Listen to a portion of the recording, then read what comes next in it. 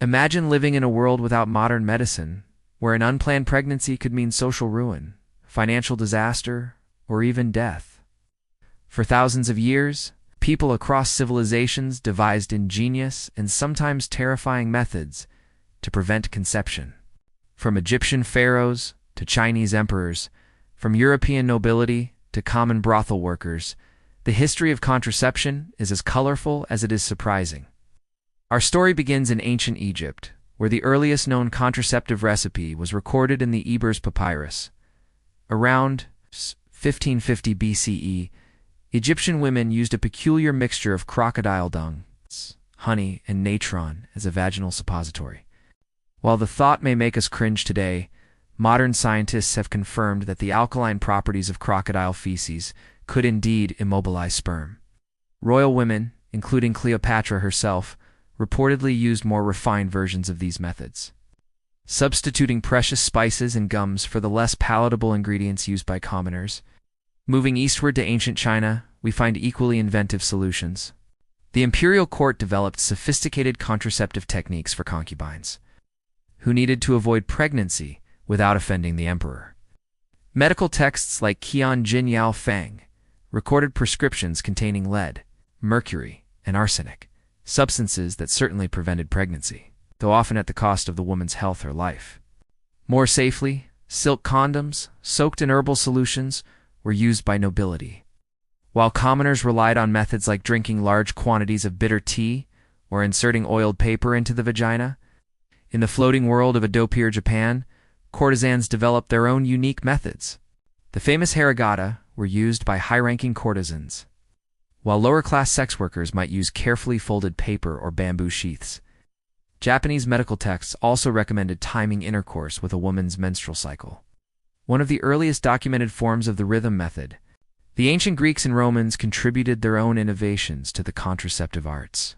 Cyrannus of Ephesus, a 2nd-century Greek physician, recommended women hold their breath and squat during intercourse to prevent conception. Advice that, while ineffective, demonstrates the creative thinking of the time. Wealthy Roman women used wool tampons soaked in vinegar or lemon juice, while the legendary Casanova in 18th-century Venice popularized the use of linen condoms. Medieval Europe presents some of the most bizarre contraceptive attempts in history. Noble women were advised to wear weasel testicles around their necks or swallow bees to prevent pregnancy. More practically, barrier methods using beeswax or linen caps were developed in convents, where nuns needed to protect themselves from unwanted advances. The infamous Catherine de' Medici was said to employ a team of physicians to prepare contraceptive potions using everything from crushed gems to rare herbs. The Islamic Golden Age saw significant advancements in contraceptive knowledge.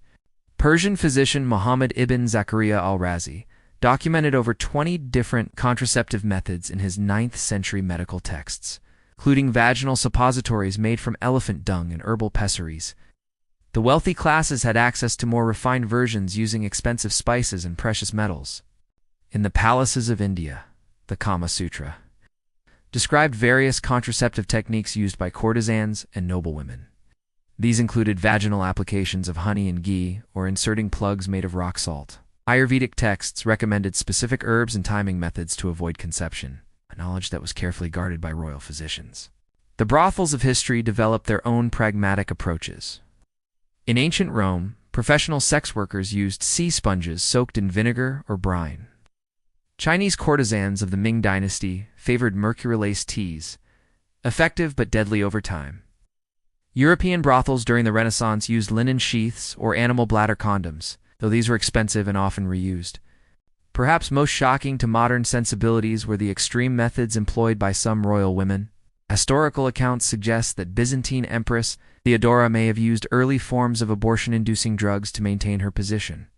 In Japan, geisha who became pregnant by powerful clients might subject themselves to dangerous bosatimates. Herbal abortions rather than risk angering their patrons. The evolution of contraception reflects broader social changes. The Catholic Church's opposition to birth control in medieval Europe drove contraceptive knowledge underground. While in more sexually open societies like ancient India or Edo Japan, information flowed more freely. The materials used, from silk to sheep intestines, revealed trade networks and technological capabilities of their times. What's most striking is how many ancient methods contain kernels of scientific truth, even if wrapped in superstition. The acidic barrier methods actually can impair sperm motility. Timing methods, while unreliable, recognize the fertility cycle. Even the use of certain herbs like silphium likely had genuine contraceptive properties. As we consider this long, often strange history, we might reflect on how far we've come, and how recent, reliable, safe contraception really is. The struggles of our ancestors remind us that the desire to control fertility is deeply human, crossing cultures and millennia.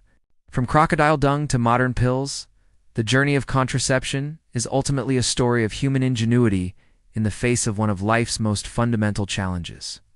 This winding path through history shows us that, while methods have changed dramatically, essential human concerns remain remarkably consistent. Whether queen or commoner, people throughout time have sought the same basic control over their bodies and lives.